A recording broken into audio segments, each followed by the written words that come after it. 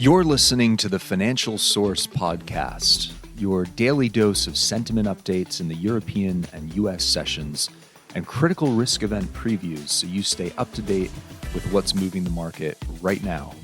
Each session is carefully crafted personally by the Financial Source analysts and voiced by our AI hosts who, as it turns out, sound a lot better than we do. Here's Rachel and Michael with this session's deep dive.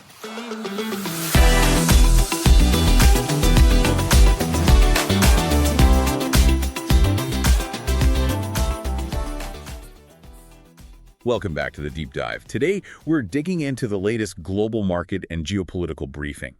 It's quite a stack of documents connecting trading floors with, well, foreign policy war rooms. We're going to try and distill it all down for you. Yeah, our goal here is really to give you a clear, sort of actionable understanding of what's happening globally right now.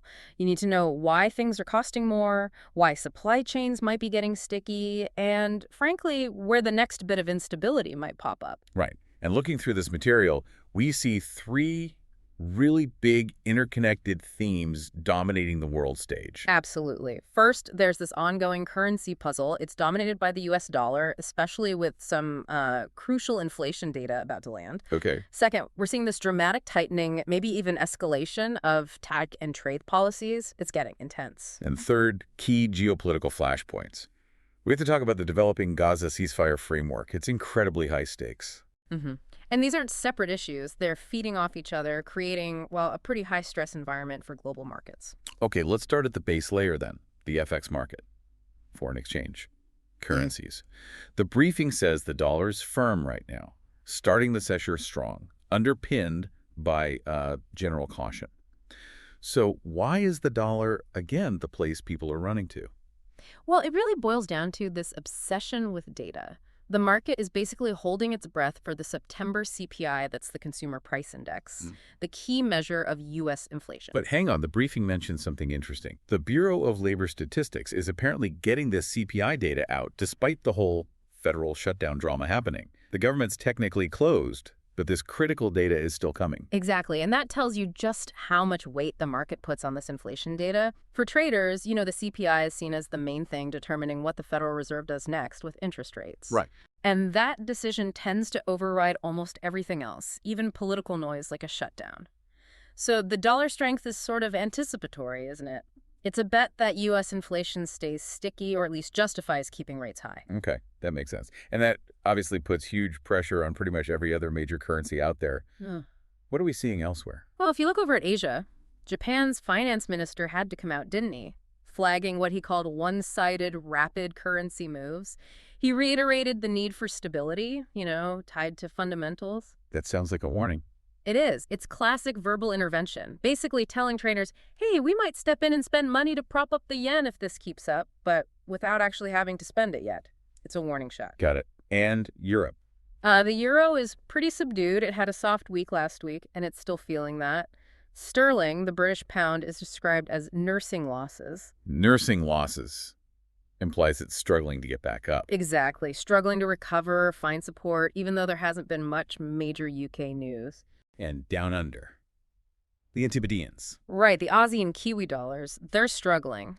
The New Zealand dollar, the Kiwi, is still heavy after their central bank, the RBNZ, cut rates more than expected, and they signaled more cuts might be possible. Which typically weakens a currency, yeah. Right. Although, interestingly, China's central bank, the PBOC, set a slightly stronger fix for the yuan, and that seems to have helped stabilize the Aussie dollar just a little bit, given how much Australia trades with China. Okay, so firm dollar, lots of caution, central banks getting defensive, and you said this currency pressure feeds into commodities. This is where economics meets geopolitics, right? The connection is really stark here. Take crude oil. It's looking a bit, well, lackluster after giving back some recent gains. Traders are juggling two big opposing forces. Okay, what are they? On one side, you've got the maybe fragile hope from this Gaza ceasefire framework we mentioned. That could mean less risk premium. Okay, hope on one side. But on the other, you have hard supply data suggesting demand might be softening, at least in the near term. Industry sources are apparently suggesting Saudi crude supply to China might actually fall from October to November. So push-pull. Geopolitical easing hopes versus signs of weaker actual demand. keeps prices stuck. Pretty much. Keeps crude in a kind of holding pattern for now. And what about gold? The classic safe haven. It pulled back from record highs, now below $4,000 according to the briefing. Yeah, that consolidation makes perfect sense. It reflects that modest easing in haven demand we just talked about, linked to the Gaza news. Plus, you've got the stronger U.S. dollar pushing against it. How does the dollar affect gold? Well, gold is priced in dollars globally. So when the dollar gets stronger, gold becomes more expensive for anyone holding other currencies, which can dampen demand. Right. Makes sense. But here's where it gets really interesting, I think. Industrial metals. The sources explicitly link their softness, copper, leading the way down directly to re-intensifying trade tensions. Exactly. And this brings us straight into that second major theme, trade and technology policy. This isn't just about tariffs on shoes anymore, is it? No, definitely not. This feels like a battle over the absolute foundations of the 21st century economy. Let's start with China's moves here. The briefing outlines two big ones. First, immediate action. Beijing's launched a customs crackdown on imports of U.S. AI chips. That's a direct hit back at U.S. restrictions. It is. But the second action, well, this one has potentially huge long-term strategic implications. China's rolling out new export controls starting in December. On what specifically? Critical materials. We're talking rare earth materials, things linked to batteries like graphite anodes, super hard materials. It's a broad list. And controlling graphite anodes, for instance, that's like holding a choke point on basically every modern battery, every EV production line on the planet. Wow. That's massive leverage. It really is. And Washington's not just sitting back. They're actively managing their own tech influence, right? The U.S. is probing ways companies might be skirting existing chip rules, trying to keep those restrictions tight. Exactly. And look where they are potentially allowing exports. The White House apparently signaled progress on letting U.S. chip companies export semiconductors to Saudi Arabia. That's an interesting balancing act. It is. Controlling tech flow, but also managing strategic alliances. Yeah. Making sure U.S. tech goes only where they want it to go. And the briefing also mentioned something about potentially excluding generic drugs from a planned pharma tariff package. Why do that? That sounds like a classic move to manage the domestic fallout while still applying pressure elsewhere. They want to hit strategically important sectors in China, like chips and maybe other imports, but perhaps avoid immediately disrupting access to affordable medicines for U.S. consumers. It suggests they're trying to be surgical, Apply pressure carefully. Okay. And all this bilateral tension between the U.S. and China is forcing everyone else to react too, isn't it? Absolutely. The U.S. president apparently suggested America might need to curb massive imports from China and specifically intends to bring up soybeans with President Xi. Agriculture is always a key pressure point in U.S. politics. Right. And it's not just U.S.-China talks. U.S. and Japanese officials are discussing trade agreements. India and the U.S. are reviewing progress. Vietnam sending negotiators to the U.S. Every economy seems to be scrambling to figure out its place in this new, tech-focused, more controlled trade environment. Okay, so that's the intense trade and tech picture. Now let's link back to that volatility we saw in oil and gold. Let's pivot to the immediate geopolitical flashpoints, really dominated by the Gaza track right now. This news moves markets instantly. It really does. The latest is that Israel's government has approved a plan tied to a first-phase ceasefire. It signals a hostage-prisoner exchange, an initial withdrawal to a specific line. Do we know when? Timelines seem to vary in the reports, but the key thing is that implementation steps could apparently begin within days. That's very near term. And the U.S. role here seems quite significant. It's extremely. Washington's backing the effort, and notably committing a small number of U.S. troops as part of a joint task force with Egypt and Qatar. That's, well, that's putting skin in the game. It certainly signals seriousness. Yeah. But it must be fragile. Oh, incredibly fragile. You have regional groups like Yemen's Houthi movement explicitly stating they'll be watching Israeli compliance very closely. They've said they could resume support for Gaza if the deal breaks down. So the whole world is basically watching to see if this fragile opening holds. Okay, shifting focus slightly, but staying on security hotspots. Europe's east.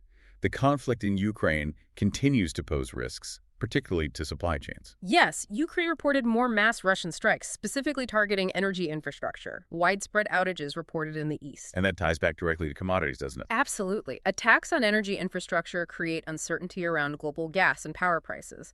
That risk ripples way beyond Ukraine. And meanwhile, the U.S. is hinting at more sanctions on Moscow, even as the Kremlin says dialogue is basically on pause. And one more point from the briefing on hybrid warfare.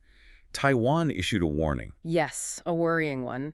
Taiwan warned that China is intensifying what they call hybrid warfare operations, using AI-enabled cyber tools, gray zone pressure, specifically probing critical infrastructure. That connects right back to our tech discussion, doesn't it? AI chips, cyber tools. It's exactly the link. When we talk about controlling AI chips, we're talking about controlling the very tools potentially being used in modern non-kinetic warfare against essential services. The economic and security battles are becoming one and the same. It's quite stark. And just finally, on the global stage, the UN itself seems under pressure. Planning cuts to peacekeeping due to funding, while also having to deal with new tensions, like between the U.S. and Venezuela. Yeah, the whole system seems visibly stressed right now. Okay. So if we try and pull all these threads together from our sources, Mm-hmm. what's the key state of play right now? Where do things stand? Well, the picture that emerges is one of, I'd say, extreme economic selectivity combined with rising geopolitical risk. You've got that firm dollar, everyone waiting for the U.S. CPI data. Right. Oil is kind of drifting, caught between those supply concerns and the ceasefire news. Gold is consolidating after its run-up, and trade policy is just relentlessly tightening, really focusing squarely on controlling those foundational technologies, chips, critical minerals like graphite. Okay. And for you listening right now, what are the immediate things to watch over the next few days? What should be on your radar? Definitely need concrete timing, visible steps on that Gaza implementation. That's critical. Also, watch for any follow-through on China's December export controls. How will they be implemented? And any related U.S. enforcement actions on their chip rules. Anything else? And finally, keep an eye on how those Ukraine energy infrastructure risks actually filter through into European energy prices and maybe the broader global commodity markets. Right. This all leaves us with a pretty big question, something for you to think about. We're seeing this explicit connection now between trade policy and national security, right? Mm-hmm. China's rare earth controls, Taiwan's warnings about AI cyber tools. How far has the global economic battle truly shifted? Has it moved away from just tariffs towards this absolute control over foundational technologies, over data, and the supply lines that feed them all? That seems to be the critical question, that control over technology. It feels like that's where global power is really being redefined right now. Definitely something to track. Until next time.